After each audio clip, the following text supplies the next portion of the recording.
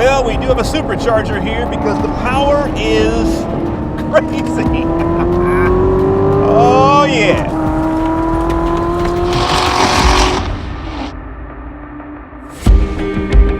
Few would argue this is the new golden age of horsepower, but for the most part, brawny cars today do it with much smaller displacement and a lot more tech under the hood. Except for the big vet, which keeps things big.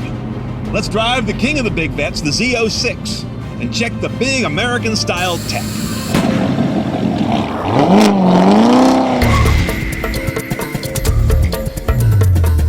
So what is a Z06? It's basically king of the hill right now in the C7 7th generation Corvette. You take what's already an impressive 6.2-liter V8 base car, and then you add a bunch of brawn.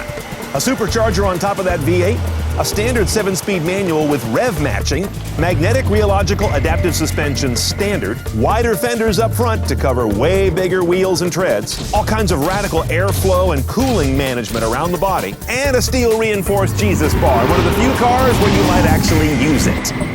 New for 16, you've got a front curb and chin camera, a rear lid that doesn't require you to slam it, it cinches itself, and CarPlay or Android Auto, with CarPlay out first. But you don't buy a car like this to play with your smartphone. You buy it to play with a motorized screen instead. I can't get enough of that. Okay, let's get serious. 7-speed manual gearbox, this is base. But notice, our manual has paddles on the wheel. Those are your toggles to turn on or off rev matching. We'll try that on the road and the track momentarily. Now down here is your mode controller for the vehicle, and it's very simple compared to like a BMW M car. There's weather, eco, tour, which is normal, sport, and track. Not a ton of variables around that.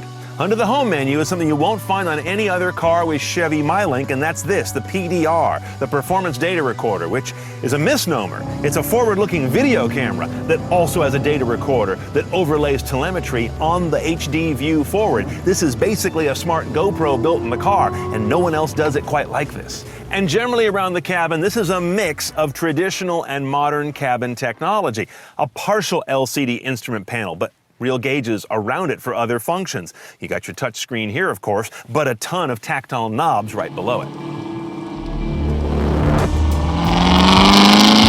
Now, the simplest headline around a Z06 is that the engine is supercharged, and here's your supercharger and plenum right at the top. And I mean right at the top. Look at this thing. It just barely fits in the profile of the engine bay. It's right here at the height of the hood gasket. So when you add some mass on top, you want to lower it on the bottom. As a result, this engine has dry sump lubrication, a very shallow pan below to keep overall height managed and not add a bunch of tall center of gravity killing mass.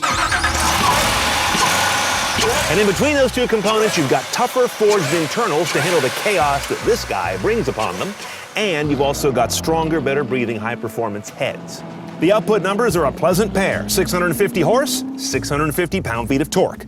7-speed manual's base, you can get an 8-speed automatic. I won't be speaking to you after that. However, with that 8-speed and a high-performance package, you can get the 0 to 60 down under 3 seconds for this 3,500 pounds worth of vet. And should you care, the average MPG is 18. That's not bad for something that puts out 650. Gets there partly because of direct injection and very much because of cylinder deactivation.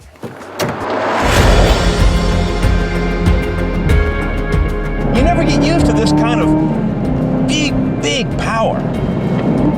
I'll be honest, I'm more of a naturally aspirated kind of guy. I kind of like that smooth, linear feel, but this is just a hoot. Now we're at the Sim Raceway Performance Driving Center at Sonoma, a course layout that constantly reminds you how light and sharp the turn-in is on this car. Coupled with that responsive throttle, this Vet feels about half its weight. I'm in, sport mode right now, and I've got tremendous power. I've got great throttle ability. I do not even miss the rev matcher when it's on or off because this engine blips and modulates so beautifully, which is interesting for a great big engine. It breathes very lightly, I would say. It's not hard to get it up or down on the rev clock because it's a nimble set of internals. This Vet has a perfect 50-50 weight spread, largely because that 7-speed manual I'm working is a transaxle, not a transmission. In other words, it's located at the back of the car, instead of ganging it up all lopsidedly with the engine at the front of the car. Nice gearbox and clutch, by the way. Corvettes used to have kind of kind of horsey drive lines in the last couple generations. Not anymore. This guy is just easy to drive. But man, is there some stuff under there. And we've got the magnetorheological adaptive suspension. It's doing wonders, of course, to keep me in good shape. That's also the technology that'll keep you enjoying your Z06 on the ride home after the track. Okay, done up CNET style, a Z06 is going to start you at about $80,004 with a 7-speed manual. That's for the coupe, by the way, more for the convertible. Then there's that Z07 additional performance package. $7,500, I'm going to pass. I'm good here. $1,800 for the PDR track recorder with telemetry laid over the video. I love that. I'm all in. Now you're at about $82,200 out the door, the way I'd do it. More cars driven CNET style. Standing by now at cnetoncars.com. Click on the road.